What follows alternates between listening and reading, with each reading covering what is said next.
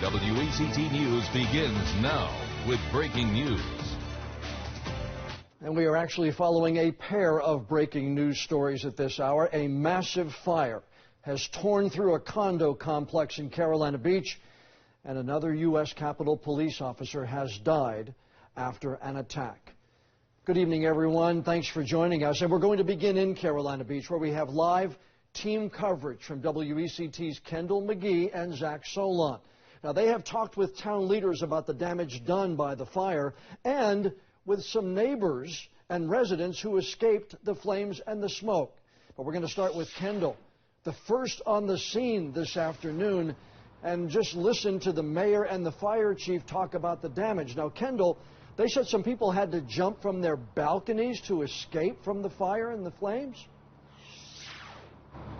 Yeah, John, that's right. The fire chief said that at least 3 people jumped from their windows or their balconies. And just to give you a little bit of insight, a jump from the 3rd floor here is about 30 feet. And I don't know if you can see behind me, but this is still a very, very, very active scene. There's still hot spots that those firefighters are working to put out right now. Just to give you some reference, this fire was first reported at 1 o'clock this afternoon. So first responders have really been at it all day now. When I got to see the flames were so massive. All 3 stories of this condo complex were engulfed in flames. It's something evident in the viewers submitted videos we were getting on See It, Snap It, Send It through the WECT News app. We've also heard some frightening stories of survival as the fire chief says those 3 people were forced to jump from their windows or their balconies to escape the flames. A total of 4 people were transported for their injuries. One of those patients had pretty severe injuries. They were not life-threatening, though.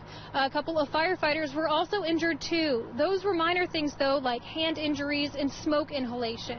Now, it's too early to know what sparked the fire, but there are several agencies working to understand what happened here, including the Carolina Beach Police Department and the State Bureau of Investigation.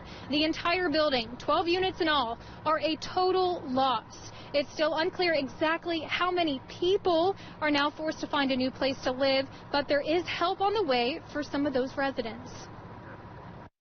We know there's quite a few that are displaced. We have the Carolina Beach Fire Relief Fund is already in motion, putting some long-term properties together.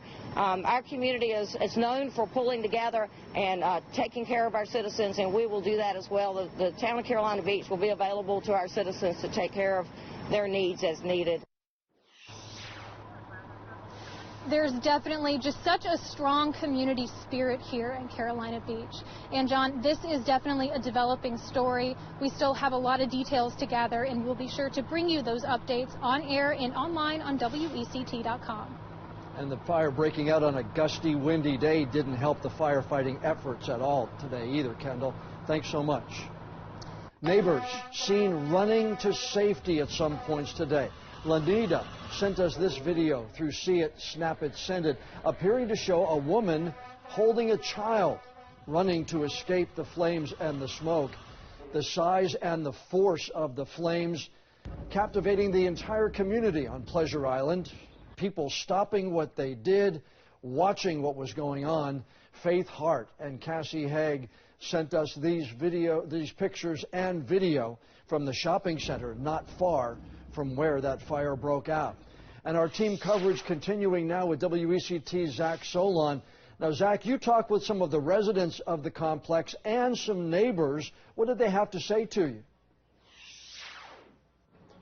Well, John, as crews continue to survey the scene here, behind the caution tape with us here are some residents and neighbors who came to the scene, some who had to come out of their houses after being told to evacuate from the fire crews, or some who lived down the street who came down to check out the scene after seeing the smoke and the flames and hearing what they describe as an explosion. Neighbors who live nearby that I spoke with are clearly shaken by what they've seen here today. This building destroyed, as we know, and at least 4 people injured. As these people watched firefighters battle the flames, some stepped in to help. The Red Cross is on hand here, speaking with families who have lost everything, their worlds turned upside down. Many of those still watching on here described to us the scene when they arrived here as shocking. After I had heard an explosion from down the road, the side building was completely engulfed in flames, and the firemen were working on getting that one out. This other building on this side was smoking really bad and becoming more engulfed in flames, but that side one was really, really bad. And the mayor of Carolina Beach, Leanna Pierce, tells me a fund has been set up to help the neighbors affected by the fire here, those who have had their apartments or condos completely destroyed. You can find out more information about that on the town website. And John, like Kendall said, this is a developing story. There's sure to be more details to come throughout the night as crews continue to battle the fire. Hoses still running here as of a couple of minutes ago, and crews and investigators will be here to determine the cause of the fire, which we do not know yet, but once we do, we will update you on air and online. All right, Zach, thanks for the update. We're going to continue to follow the latest information on this fire situation and investigation.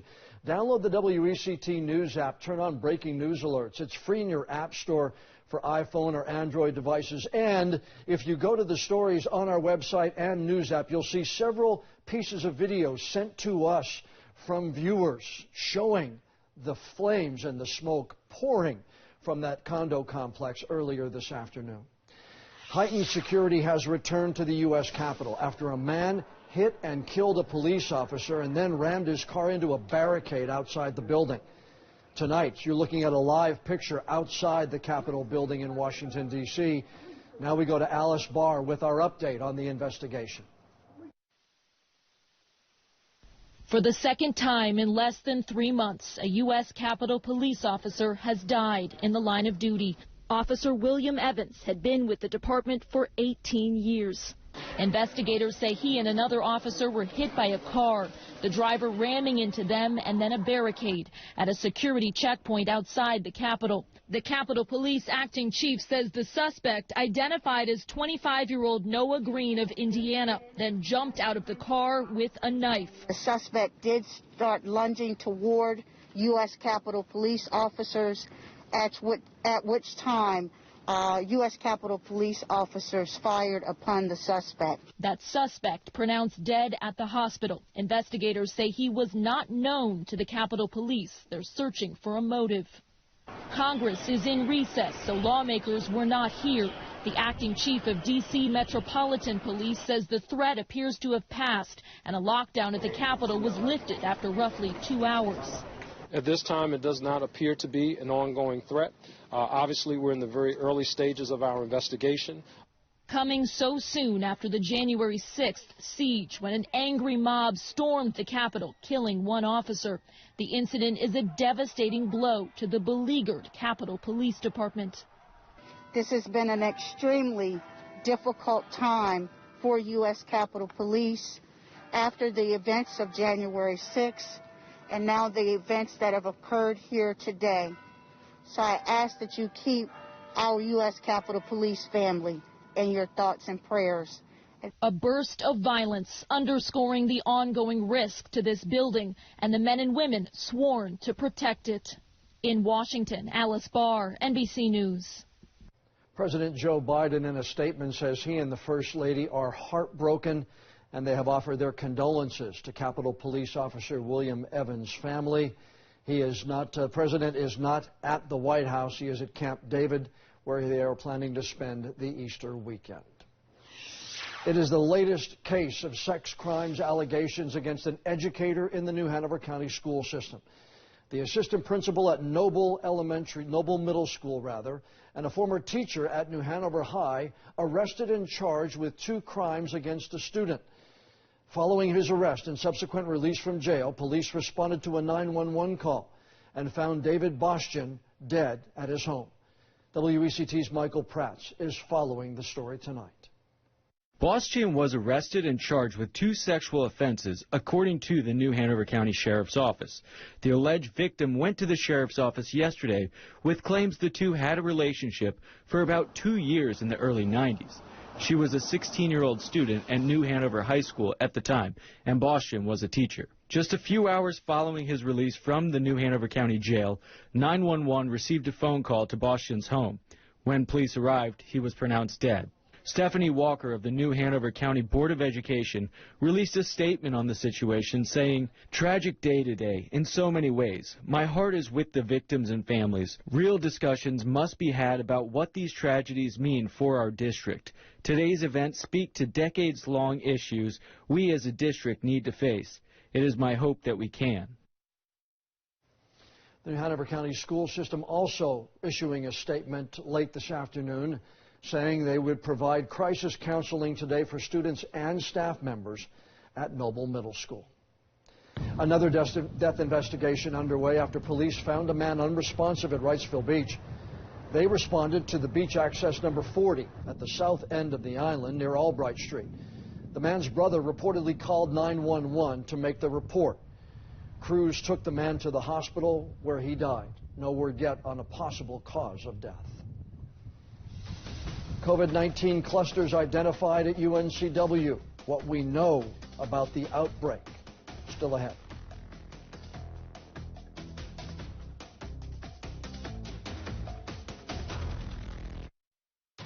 You're watching WECT News at 6. Officials at UNCW have identified 2 clusters of COVID-19 cases in residence halls on campus, Keystone House and Seahawk Crossing 4. According to a release from the university, the individuals involved are isolating and getting the medical help or treatment they need. Remember, the DHHS identifies a cluster as 5 or more cases close to each other within 14 days. New guidance tonight says people fully vaccinated for COVID-19 can travel freely across the country as long as they wear masks on planes and trains and buses. The Centers for Disease Control and Prevention also says there is no need for fully vaccinated individuals to quarantine after traveling internationally. You are considered fully vaccinated 2 weeks after your last dose of a COVID-19 vaccine. And the experts also say anyone fully vaccinated can celebrate Easter with friends and family, and that includes safely gathering indoors with other fully vaccinated individuals without wearing a mask. But those who are not yet fully vaccinated are advised to stick to their own households. And if they gather outdoors, they're urged to wear masks and stay 6 feet apart. On this World Autism Day, a movie filmed in Wilmington that features an actor with autism is making its debut on Amazon Prime Video. The movie's called Drought. It's set in North Carolina in 1993 as the state experiences an historic drought. It follows the story of a teenager with autism who is fascinated by the weather and predicts that a storm will soon hit nearby. His sister crafts a plan to help him chase the storm, stealing their mother's ice cream truck. It stars brothers from Wilmington, Owen and Drew Scheid. Owen has autism. The filmmakers, Hannah Black and Megan Peterson, told us how important it became for them to be authentic. It means a lot for us to have authentic representation in film for someone who's on the autism spectrum, and even authentic representation of the South. You know, sometimes we can see Southern stories that are a bit of a caricature, and so our heart is through and through this film just to represent these stories in an authentic way. Crews shot the movie in Wilmington back in 2018. It's available to rent or buy right now on Amazon Prime Video. All right, your Friday night forecast, it's going to be a cold one, even colder than what we saw this morning when the temperature bottomed out at 36 in Wilmington. Tomorrow morning when you wake up, temperatures near record levels and below freezing. The rest of your First Alert forecast coming up. And if you're just now joining us, crews still on the scene right now after a massive fire tore through the Paradise Cove condominium complex that's near the Snows Cut Bridge in Carolina Beach. We're hearing several residents jump from their balconies to escape.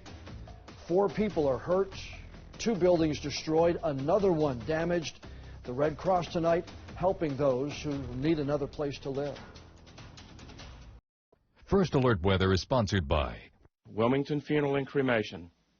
Stay ahead of the storm.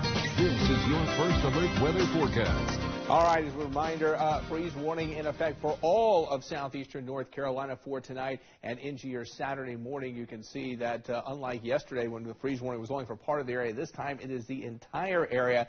Part of the reason why the core of the cold air actually pushing over the area tonight, and we do expect lighter winds that should allow the temperatures to get even colder than what we saw this morning. So what does that mean? Especially tonight, maybe even more so than last night. Make sure you're covering up your sensitive plants, as we'll probably see some 20s sprinkled in, particularly in some of the inland counties by tomorrow morning. You want to make sure you're moving your potted plants inside or at least onto a covered porch. And, of course, your pets, do not forget about your pets. Supply some extra bedding, or maybe even better yet, bring them inside for tonight. Now, let's talk about some specifics, how cold it's going to get in specific locations. Eastern Columbus County, Lake Waccamaw, Bolton, we're forecasting a low of 30 degrees. Southwestern Bladen County, including Butters, Clarkton, 29, our forecast low.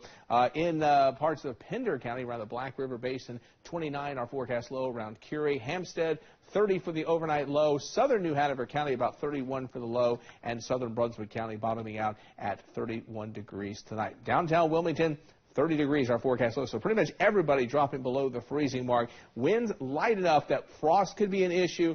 And, of course, the freezing temperatures very much in play. Clear skies, low humidity. The winds, of course, were very strong throughout the day today, but we're going to see those winds really start to come down once the sun sets. And then tomorrow, sunny skies, 60 degrees for the high. That's 8 degrees warmer than we were today. 52 was the high at ILM today, but still that persistent northerly wind at 5 to 10 miles per hour. It's going to be Easter Sunday before temperatures really start to get closer to where they should be for this time of the year. David and Associates, First Alert Sky Camera Network. A couple folks taking advantage of some nice weather, at least in terms of sunshine, walking along the beaches of Surf City, but you see the winds are still pretty strong, and it is quite chilly for this time of the year. Temperatures already falling back into the 40s in many spots. A couple spots still holding on to 50, 51 Wilmington, 49 in Elizabethtown, and 50 degrees the current temperature in Whiteville. All right, your 7-day forecast. Even Sunday morning, still a little chilly if you're heading out to sunrise services. Sunrise on Sunday, 6:54 in the morning, so bundle up if you're heading at sunrise services outside. 70 degrees, though, by afternoon. Really pretty nice weather for outdoor activities, especially if you can do them in the afternoon or later in the day. But don't worry, warming trend kicking in. Low 70s by Monday and upper 70s Tuesday, Wednesday, with small rain chances eventually making a return. They are long odds. Less than 1% of all high school seniors who play football are drafted into the National Football League. Alex Highsmith defied those odds coming out of Ashley High School. Did not even get a college scholarship right away. He walked on at UNC Charlotte before getting one, but he outworked most of the other players, became an All-American, and ended up getting drafted by the Pittsburgh Steelers. He played in all 16 of the team's games during his rookie year. And Alex is my guest on the new episode of the One-on-One with John Evans podcast. He told me not being highly recruited actually made him more determined to succeed. Not being recruited, helped me to really gain that walk-on mentality as soon as I got to college. Being a walk-on, that's something that I feel like I'm going to carry on for the rest of my life, and all that I do, just the work ethic that I have. And so I'm thankful that I took that path that I took, because it helped me to become the player and the man that I am today. The One-on-One with John Evans podcast, a free download on all of the major podcast apps. You can also listen by clicking the links inside this story on our website and our mobile news app. Another live picture tonight as fire crews get things under control in Carolina Beach. Investigators trying to find out what sparked a massive fire at the Paradise Cove condominium complex in Carolina Beach. Just to give you an idea where this is, as you're crossing the Snows Cut Bridge going into Carolina Beach, that's the complex you see on the right-hand side. 4 people ended up going to the hospital, several having to jump from their balconies to escape the flames and the smoke. 2 buildings suffering heavy damage. The Red Cross is on the scene helping the residents who are affected. Now, you can follow all of the updates and see videos sent to us by individuals around that area when it sparked.